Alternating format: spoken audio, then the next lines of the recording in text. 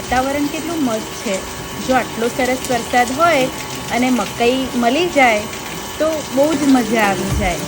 તો આજે આપણે બનાવવાના છીએ ચીઝ મસાલા મકાઈ। એની માટે મેં ધાણા જીરું પાવડર લીધો છે, ચીલી ફ્લેક્સ લીધા છે, ઓરેગોનો લીધો છે, ચાટ મસાલો લીધો છે, પેપરિકા પાવડર લીધો છે, સિંધવ મીઠું લીધું છે, અમૂલનું ઘી લીધું છે અને ચીઝ લીધું છે।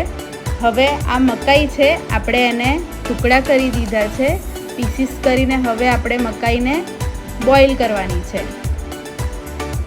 તો જે આપણે પીસ કર્યા હતા એને આપણે બોઇલ કરવા મૂકી દઈશું।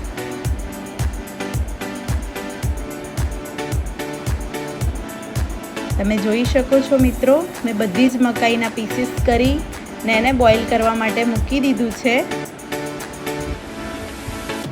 હવે આને 20 થી 25 મિનિટ સુધી બોઇલ કરવાની છે। તમે જોઈ શકો છો મિત્રો, આપણી મકાઈ સરસ રીતે બોઇલ થઈ ગઈ છે, એકદમ સારી રીતે બફાઈ ગઈ છે। હવે ગેસને બંધ કરવાનો છે અને મેં બધી જ મકાઈ ચેક કરી લીધી છે, બધી જ મકાઈ સારી રીતે બફાઈ ગઈ છે। હવે મેં આ 1 વાટકી જેટલો ચોખાનો પાવડર લીધો છે, જેની અંદર આપણે મકાઈને ડીપ કરવાની છે। જેટલા પણ મકાઈના ટુકડા કર્યા હતા આપણે એ બધી જ મકાઈને અંદર ડીપ કરવાની છે સારી રીતે, જેનાથી મકાઈ ક્રિસ્પી બનશે। અને મેં એક પેનમાં ઓઇલ લીધું છે। હવે આપણે જે મકાઈના પીસીસ છે એને પેનમાં આપણે ફ્રાય કરી દઈશું।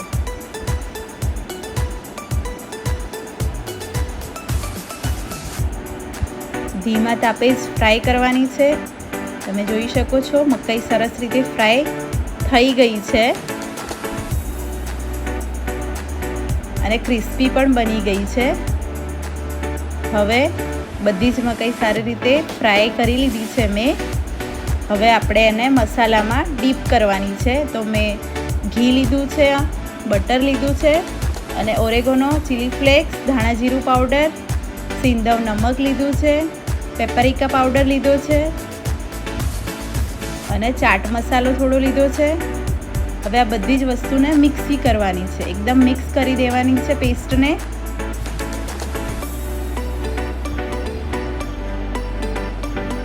સારી રીતે બધું મિક્સ થઈ ગયું છે। હવે આપણે મકાઈના એક પીસ ઉપર એને લગાવવાનું છે। બધો જ મસાલો મેં સારી રીતે ઉપર સ્પ્રેડ કરી દીધો છે।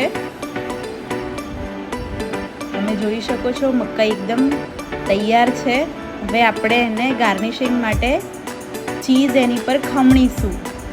તો આપણે ચીઝે સારી રીતે ખમણી દીધું છે। હવે મકાઈ આપણી રેડી છે। તો સ્વીટ ચીઝી મસાલા મકાઈ રેડી છે।